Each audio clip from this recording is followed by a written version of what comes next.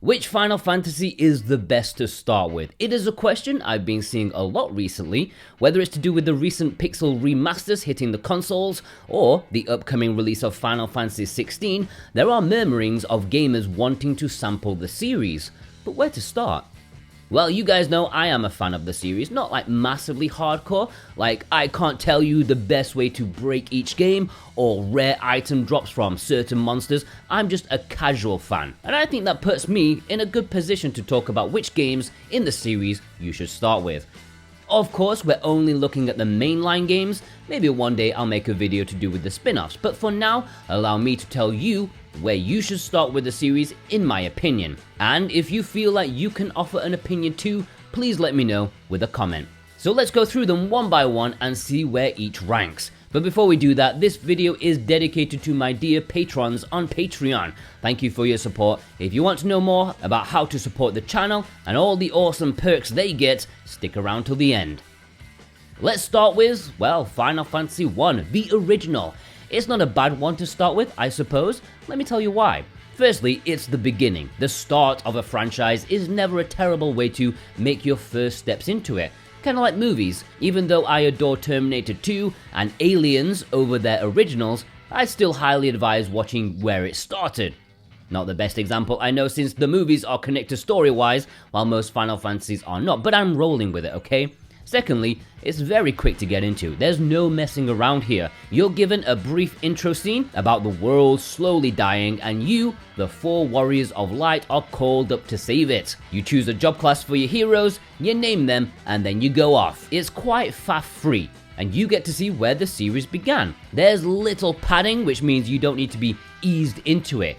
You don't need to play for 20 hours until the game's potential is set free. It's just right there already.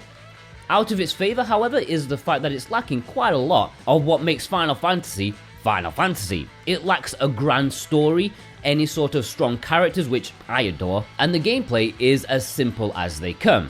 It's a basic game that probably won't instantly endear you to the franchise, which is what I think should be the best starting point. Yeah, not the best place to start, but not the worst either. I'll give it 3 out of 5 in terms of starting point ability. Final Fantasy II and III, I'm bunching these together because, well, I think both of them are fairly poor choices as a starting point. Final Fantasy II is just a really weird game because the leveling system is totally whack and not something you'd want for your first time. It's also really unbalanced. Final Fantasy III only just recently got a Western localization in its original form and is a slightly better starting point than 2, but not by much. 3 reverts to more in line with the original game, now with nameless characters once again, and introducing an almost proper job system that's still trying to find its feet. It is a decent game, but it lacks the historical importance of the original. In that regard, for Final Fantasy II, I'd give a 1 out of 5 for starting point ability, while 3 would get a 2 out of 5 for starting point ability. Now those were the NES games, now we're moving up to Super Nintendo, and to be frank, you can't go wrong with any of these. Final Fantasy IV is a really great one to start with because this is where Final Fantasy, as we know it, really took shape. This is the first true Final Fantasy as such, at least for me. Now you've got yourself a proper story, an interesting one at that. They really decided to take the narrative more seriously here.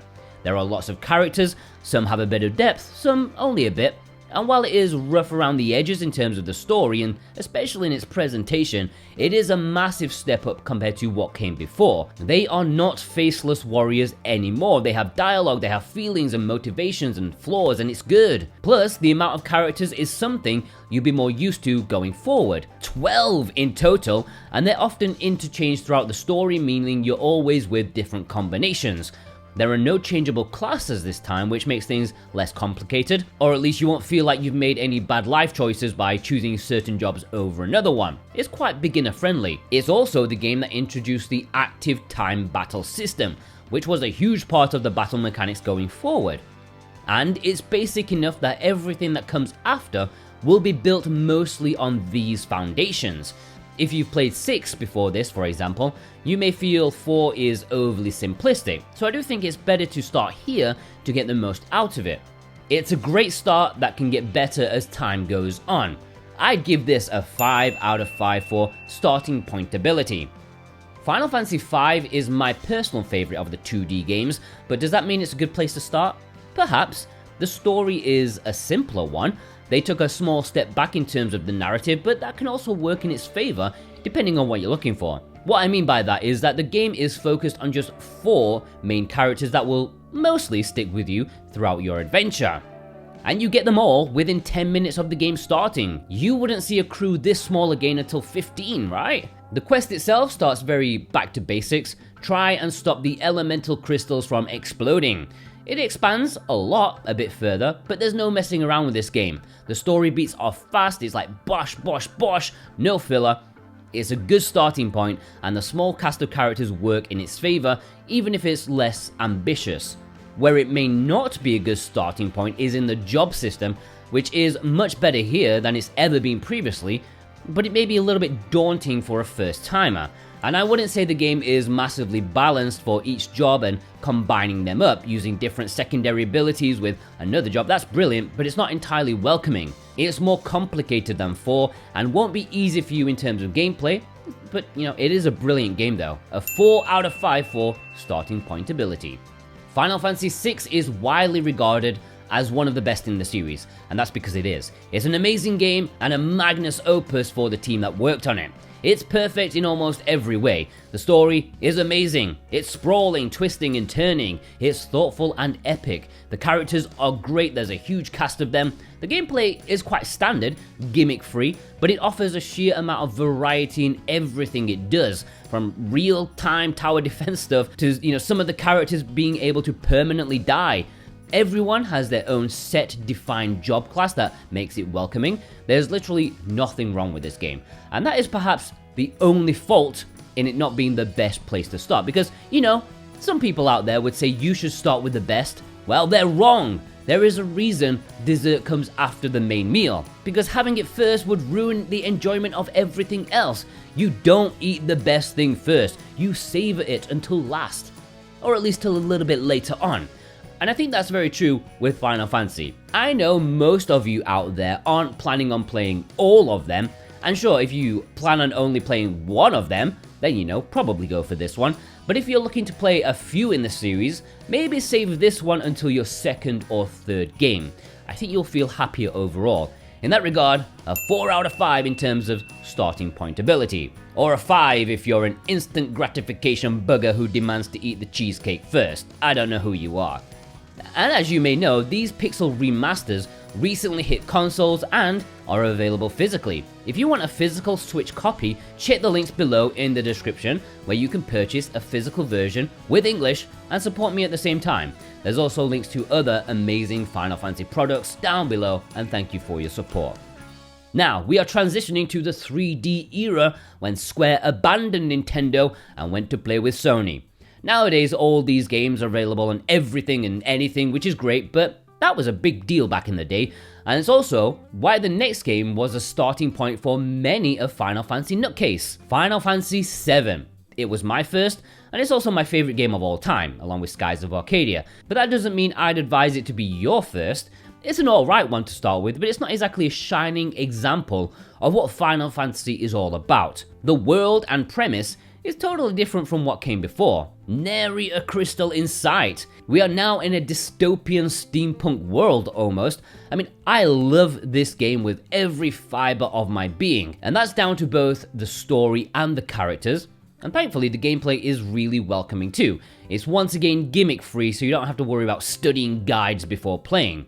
So while I do think it's a great game, if you play this first, the other games in the series, especially the older ones, will feel quite alien. Aside from the battle system and name, you'd be forgiven for thinking they're not even part of the same series, so I'd give it a 3 out of 5 for starting point ability.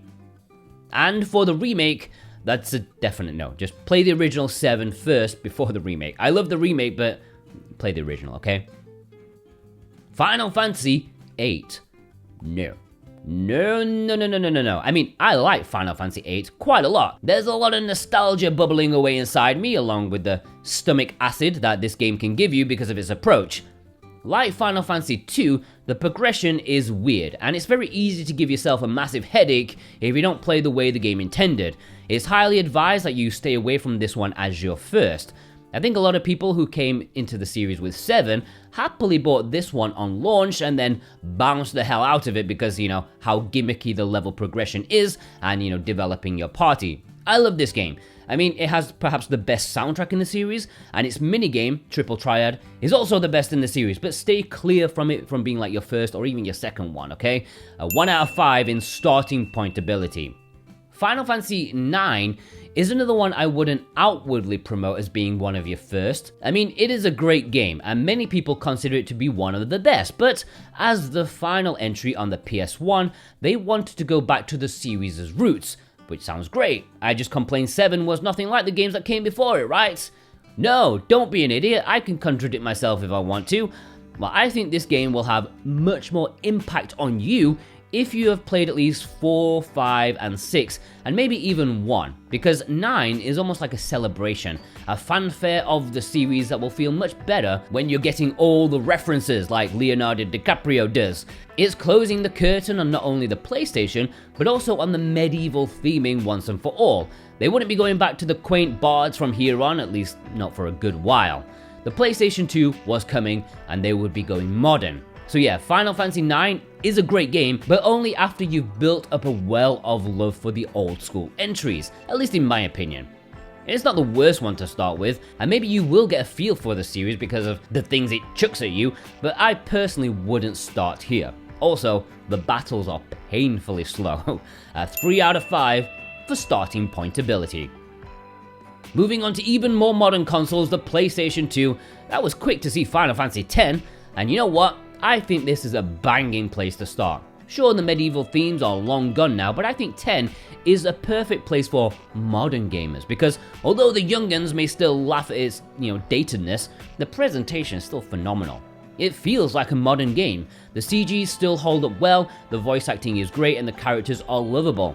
It feels like the start of a true modern Final Fantasy that's easy to slide into from a modern gamer's perspective. Even though the stat progression for the characters is a bit gimmicky, it's very understandable and is almost like a skill tree that everyone is used to these days. The battle mechanics are also kept fairly simple, and the story is well written with great intrigue. It feels like a game anyone could play, not just like Dungeons and Dragons fans. It's really welcoming. In that regard, if you're not ready to dive straight into pixels, Final Fantasy X is a 5 out of 5 in terms of starting point ability. And a brief mention to 10 Part 2, if you're considering that to be your starting point, well, then you need professional help. Final Fantasy XI! No, probably not. It's an MMORPG that's ancient. I believe there's still, a decent player base, but you definitely don't want to be jumping into Final Fantasy here. A 0 out of 5 for starting point ability. Don't do that to yourself. Final Fantasy XII, another poor choice in my opinion. It's so widely different to most games in the series that I'm personally surprised it carries the Final Fantasy name. That's not to mean it's not a great game, it is, but it's not a quintessential Final Fantasy experience that will get you a great feeling about the series. It has some complicated systems, and it perhaps stretches itself a bit thin at times. It also takes a lot of inspiration from the world of Ivalice, which has mostly been associated with spin-off games and even non-Final Fantasy titles, so it's definitely not a great representation of the main series. I'd save this to be one of the later games you try in the series because, yeah, it is genuinely good, it's just not the best place to start. A 2 out of 5 for starting point ability. 13, also very poor.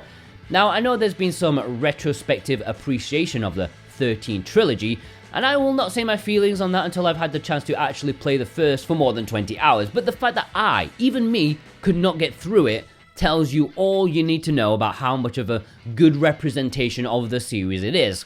Let's just say it wasn't the Final Fantasy I was looking for, and definitely not one to start with on your Final Fantasy adventure, unless you goddamn love empty corridors. A 1 out of 5 for starting point ability. 14, being another MMORPG, is not going to be one you should try first, because if there's one thing I know about 14, is that once you start playing it, you ain't going to be playing anything else in your life. It is the heroine of the video game world. Another 0 out of 5. Save this for much later, or just don't play it at all if you want a life.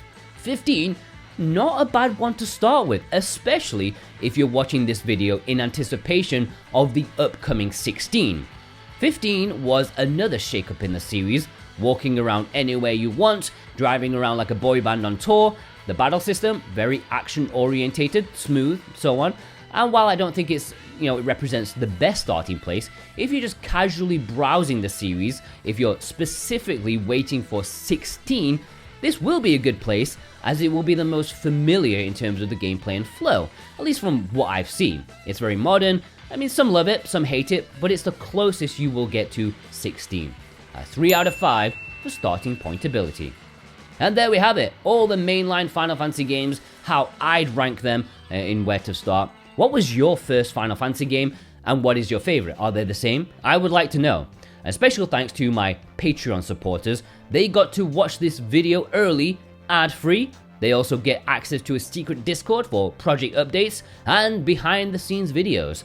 They also get bonus reviews for every big retrospective I make. For example, for Suikoden 2, I made an exclusive video for Suikoden 2 Card Battler. If they're a producer, they can also vote for content I produce. And if they're a super producer, I thank them publicly. Thank you, JCross7776. Thank you, my man in Japan, Vei. Rasputin. I'm not sure how I feel about that. Rich Sitorius. Sven Nowlertz. Maybe one day I'll say your name correctly. And Wixit. Yeah, thank you. Thank you so much. And if you want to join them, check the links in the description. There's tons of stuff already on there on my Patreon for you to watch, including part 1 of my Kirby retrospective. That ain't going to be public until I've finished all 3 parts. Have a good day, everyone. Take care.